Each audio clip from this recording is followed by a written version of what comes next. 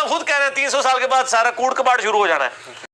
मिर्ज़ा ने नबी करीम सल्लल्लाहु अलैहि वसल्लम की ज़ात अक़दस पर एक झूठ बांधा और कहा कि नबी सल्लल्लाहु अलैहि वसल्लम तो फरमा रहे हैं कि 300 साल के बाद सब कूड़ कबाड़ शुरू हो जाएगा।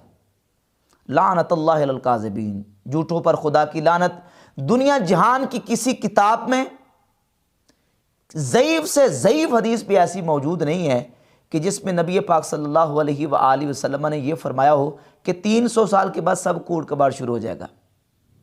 बिल्कुल ये किज़्ब बयानी और झूठ गढ़ के इसने नबी सल्लल्लाहु अलैहि वसल्लम की ज़ात अक़दस की तरफ मंसूब किया है। और ना ये ऐसी बात हो सकती है। जिस हदीस को बुनियाद बना के आगे इसने झूठी बात अटैच की है, सही बुखारी और सही मुस्लिम में उसके मुतअद्दिद तुरुक मौजूद हैं, जिसमें नबी करीम सल्लल्लाहु अलैहि वसल्लम ने फरमाया खैर उन्नास करनी, सबसे बेहतर लोग मेरे ज़माने के हैं, फिर वो जो उनके साथ मिले, फिर वो जो उनके साथ मिले।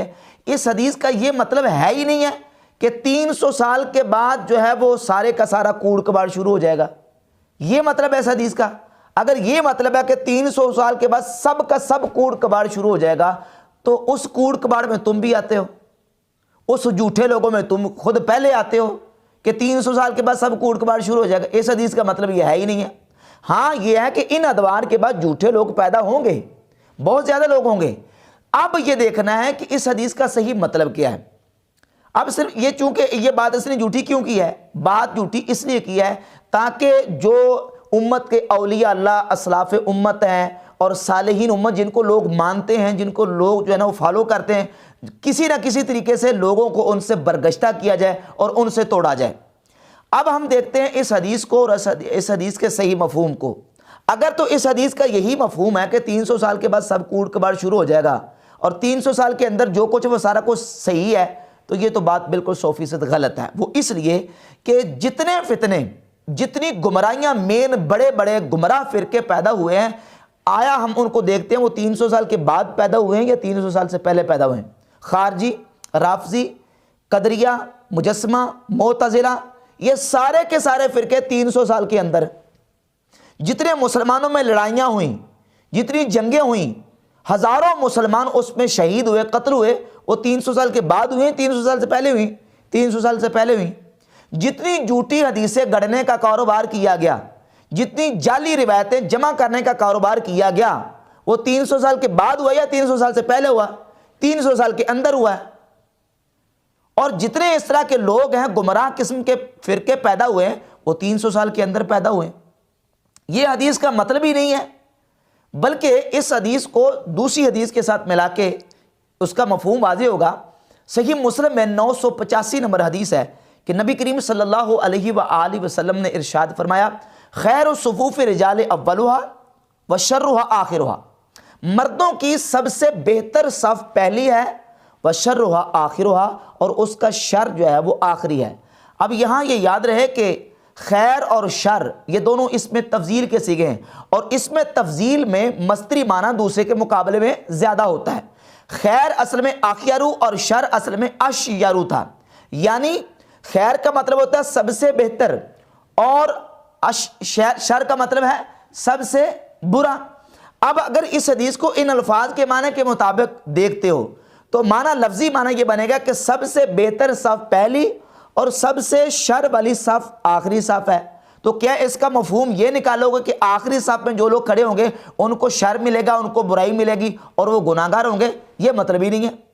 मतलब ये है, इस हदीस का मंशा और मफहूम ये है कि सबसे बेहतर सफ़ पहली, यानी जो लोग पहली सफ़ में खड़े होंगे उनको भलाई ज़्यादा मिलेगी, उनको खैर ज़्यादा मिलेगी, और इस तरीके से जो पीछे आते चले जाएंगे सबसे आखिर में खड़े होंगे, सबसे आखिर में सफ़ में खड़े होने वालों को पहलों की बनिस्बत खैर कम मिलेगी। वो खैर में कम होंगे, ना ये कि वो गुनाह में होंगे या बुराई में होंगे। अब ये जो हदीस है खैर ना से करने वाली, अब खैर का जो कलिमा इस्तेमाल हुआ हदीस में, तो ये खैर अखयरू है। माना यह है कि सब ज़मानों से बेहतर, सब लोगों से बेहतर मेरे दौर के लोग हैं, फिर वो जो उनके साथ मिले हुए हैं, फिर वो जो उनके साथ मिले हुए हैं। ये मतलब नहीं है कि बाद वाले जो हैं वो सारे के सारे शर हैं या वो सारे के सारे जो है ना वो खैर से महरूम हैं, ये मतलब ही नहीं है। कुन तुम खैर उम्मतिन, तुम बेहतरीन उम्मत हो, उखरियत लिन्नास, जो लोगों के लिए निकाली गई। सूरह आल इमरान आयत नंबर 110। और फिर नबी करीम सल्लल्लाहु अलैहि वसल्लम की ज़ात अक़दस ने उम्मत की खैरियत और भलाई को बयान फरमाया। जामे तिरमिज़ी में 2869 नंबर हदीस है। इरशाद फरमाया, मासालु उम्मती मासालुल मतर, मेरी उम्मत की मिसाल बारिश की तरह है। ला युदरा अव्वलहु खैर अम आखिरहु, कोई जान नहीं सकता कि उसका अव्वल बेहतर है या उसका आखिर बेहतर है। अव्वलहु खैर अम आखिरहु, उसका अव्वल खैर है या आखिर खैर है, उनमें से कौन सा खैर है कोई जान नहीं सकता। अब इस हदीस का मतलब क्या है? मुहद्दिसीन की शुरुआत उठाकर देख लो। मुहद्दिसीन ने इसका मतलब ये लिखा है कि जिस तरह बारिश का हर कतरा नाफे और खैर होता है, इसी तरह उम्मत जो है वो सारी की सारी खैर है, उसका अव्वल भी खैर है, उसका आखिर भी खैर है। अब ये कहना कि 300 साल के बाद सब कूड़ कबाड़ शुरू हो जाएगा, एक तो ना तो हदीस की मुराद मफहूम ये है, और दूसरा झूठी बात अल्लाह के रसूल सल्लल्लाहु अलैहि वसल्लम की ज़ात अक़दस की तरफ मिर्ज़ा ने मंसूब की है। अगर कूड़ कबाड़ शुरू हो जाएगा 300 साल के बाद सब, तो उस हिसाब में तुम भी कूड़ कबाड़ी हो, उस हिसाब में तुम भी झूठे शख्स हो, तो इसके मुताबिक तो तुम खुद उसकी गिरफ्त में आते हो। यह हदीस का मतलब ही नहीं है। और बाकी रहेगी बात यह कि 300 साल की, ना तो हदीस में 300 साल की कोई इस तरह की जिक्र मज़कूर है। और अगर हम इस रिवायत के बाकी तुरुक को देखते हैं तो सही मुस्लिम में 6468 नंबर जो हदीस है उसमें, और 6475 नंबर हदीस, 6475 नंबर हदीस में, तो इसी हदीस के जो रावी हज़रत इमरान इब्न हुसैन रज़ियल्लाहु ताला अन्हु हैं, वो खुद बयान करते हैं कि नबी पाक सल्लल्लाहु अलैहि वसल्लम ने फरमाया, इन्ना खैरकुम करनी, बेशक तुम में बेहतर ज़माना मेरा ज़माना है, सुम्मल्लज़ीना यलूनहुम सुम्मल्लज़ीना यलूनहुम सुम्मल्लज़ीना यलूनहुम, फिर वो जो उनके साथ मिले, फिर वो जो उनके साथ मिले, फिर वो जो उनके साथ मिले। इस हदीस में 4 तबक़ात का जिक्र है, यानी सहाबा, ताबीन, तबा ताबीन और तबा तबा ताबीन, 4 का जिक्र है। वो तो फिर 300 साल से तुम्हारे बनाए हुए 300 साल से ऊपर चले जाएंगे। और इसी तरह सही मुस्लिम की 6468 नंबर हदीस में 4 तबक़ात का जिक्र है। और नबी करीम सल्लल्लाहु अलैहि वसल्लम ने अपनी उम्मत की खैरियत और क़यामत तक अपनी उम्मत के हक़ पर रहने की वाज़ेह सही अहादीस, सही बुखारी मुस्लिम में जो हुजूर की मौजूद हैं वो बयान फरमाई है। सही बुखारी में 7312 नंबर हदीस है और 7460, और सही बुखारी में तकरीबन 6-7 से के करीब मकामात पे यह हदीस मौजूद है। और सही मुस्लिम में यह हदीस 4950 नंबर मौजूद है कि नबी करीम सल्लल्लाहु अलैहि वसल्लम ने इरशाद, में सही बुखारी का लफ्ज़ पढ़ता हूँ, वलन यज़ाल अम्रु हाज़िल उम्मत मुस्तक़ीमा, मेरी उम्मत का ये मामला हमेशा कायम रहेगा, मुस्तकीम रहेगा, हत्ता तक़ूम अस्साअ, हत्ता कि क़यामत कायम हो जाए। क़यामत कायम होने तक मेरी उम्मत का मामला हमेशा दुरुस्तगी पर और जो है मुस्तकीम रहेगा। और ये कह रहा है कि 300 साल के बाद सब कूड़ कबाड़ शुरू हो जाएगा। ये क्यों कहता है? ये कहता है ताकि उम्मत के लोग जिन औलिया, जिन उलमा, जिन मुहद्दिसीन के साथ अपनी वाबस्तगी रखते हैं, उनसे मोहब्बत और प्यार करते हैं, उनसे दूर हो जाएं। और बस मैं जो ना वो राग अलापूँ और डुगडुगी बजाऊँ, बस मेरी डुगडुगी के पीछे लग जाएं। सिर्फ मकसद ये है। अगर 300 साल के बाद सब कूड़ कबाड़ शुरू हो जाएगा तो जितने मुहद्दिसीन, आइमा और फुक़हा और जितने उलमा आए हैं 300 साल के बाद, वो सब कूड़ कबाड़। इमाम बैकी की दलाइल नबुव्वह नऊज़ बिल्लाह कूड़ कबाड़ होगी। इमाम बैकी की शोबुल ईमान, सुनन कुबरा बैकी, मुसद्दरक हाकिम, तबरानी की जितनी किताबें, तबरानी सगीर, कबीर, मजमा ज़वाइद, मुस्तफ़ा, ये सारी नऊज़ बिल्लाह कूड़ कबाड़ साबित होंगी। अल अयाज़ु बिल्लाहि ताला। हदीस का ना ये मतलब है और ना दुनिया में कोई ऐसी हदीस मौजूद है कि जिसमें ये हो कि 300 साल के बाद सब कूड़ कबाड़ शुरू होगा, नाउज़ बिल्लाह ताला। और बार बार ये शाह वलीउल्लाह साहब को कई मकामात पे उनका हवाला पेश करता है। उनकी इज़ालतुल खफ़ाई उठा के देख लो।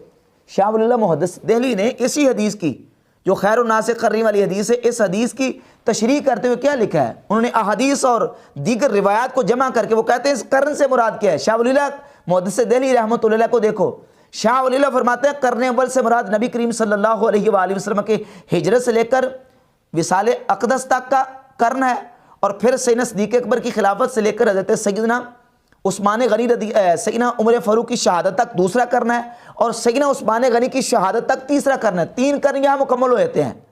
तुम 300 साल की बात कर रहे हो और शाह वलीउल्लाह के हवाले तुम देते हो। इज़ालतुल खफ़ा अन खिलाफतिल खुलफ़ा ज़रा उठाओ पहली जिल्द, उसमें तो शाह वलीउल्लाह ने यह लिखा है कि 3 कर्न ये हैं। अब ये बात ही मानो शाह वली अल्लाह की, वो तो 3 कर्न कहते हैं उस्मान गनी रदी अल्लाह ताला अन्हु की शहादत तक 3 कर्न मुकम्मल हो गए और उसके बाद उम्मत में फितने और उसके बाद उम्मत में जो है वो खराबियां पैदा होनी शुरू हो गई। शाह वली अल्लाह लिख रहे हैं। और फिर कहता कि 300 साल के अंदर अंदर जो बाबे हम उनको मानते हैं, उनको तुम क्या मानते हो? इब्न सीरीन रहमतुल्लाह को लानती तुमने कहा हुआ है, इमाम इब्राहिम नखी रहमतुल्लाह को नासबी तुमने कहा हुआ है, और फिर उन पर तुम लानते करते हो। फिर तुमने ये अपने मुकदमा सही मुस्लिम बयान करते हो, तुमने रिवायत नंबर 30 के तहत ये कहा है। अब्दुर्रहमान इब्न अबी ज़िनाद कहते हैं कि मेरे वालिद बयान करते हैं कि मदीना में 100 लोग ऐसे थे कि अहले इल्म जिनसे हदीसें नहीं लेते थे। अब उसकी का तबसरा उस पर करते मिर्ज़ा खुद बयान करता है, कहता कि वो 100 ताबीन मदीना में ऐसे थे जिनसे मुहद्दिसीन हदीसें नहीं लेते थे क्योंकि वो चुड्डू थे। 100 लोग, अब ये सुनिए बात, 100 ऐसे लोगों को पाया जिन लोगों पर, उन ताबीन पर तमाम मदीने वाले लोग मुत्तफिक थे कि ये बड़े नेक लोग हैं, और इस पर भी मुत्तफिक थे कि इनकी हदीस कबूल नहीं की जाएगी क्योंकि चुड्डू ने। कितनी सूकियन और बाजारी जबान तुमने उन ताबीन के बारे में इस्तेमाल की, और फिर कहते हो ताबीन जो है वो 300 साल से पहले जो सारे वो खैर पर थे। ये मतलब है हदीस का। और ना इस कौल का ये मतलब है कि उनसे हदीस नहीं लेते थे।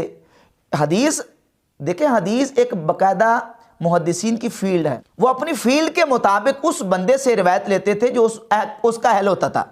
अब एक बंदा आलिम भी है, फाजिल है, मुत्तकी है, परहेजगार है और शब जिंदादार है, लेकिन इसका मतलब ये नहीं कि उसको किसी ऐसे मनसब पे खड़ा कर दिया जाए जो जिस मनसब की उसमें शरायत नहीं पाई जाती। मसलन आलिम फाजिल है लेकिन काजी की शरायत उसमें नहीं पाई जाती, तो क्या उसको काजी बना सकते हैं? नहीं बनाएंगे। अब हदीस के अदा का और हदीस लेने का जो मामला है ये भी बड़ा एक हसास इशू है। तो मुहद्दिसीन ऐसे ताबईन से जो हदीस का शुगल नहीं रखते थे, रिवायत हदीस में महारत नहीं रखते थे, उनसे हदीसें नहीं लेते थे। इसका यह कब मतलब निकला कि नऊज़ बिल्लाह ताला वो चुड्डू थे, अल-अयाज़ु बिल्लाह ताला। उन ताबीन के बारे में तुमने ये कमेंट्स दिए हुए हैं और फिर कहते हो 300 साल के बाद जो ना वो सब कूड़ कबाड़ शुरू होगा। हम तो 300 साल से पहले को मानते हैं। कैसे मानते हो? लानते तुम उन पर करते हो, और फिर 300 साल के बाद जो कुछ चीज़ें हुई हैं, सही मुस्लिम का मुकदमा उठाकर देख लें। 300 साल से पहले जो है क्या झूठी रिवायतें नहीं गढ़ी गई? 300 साल से पहले फितने और उम्मत पे कितनी खराबियां पैदा हुई।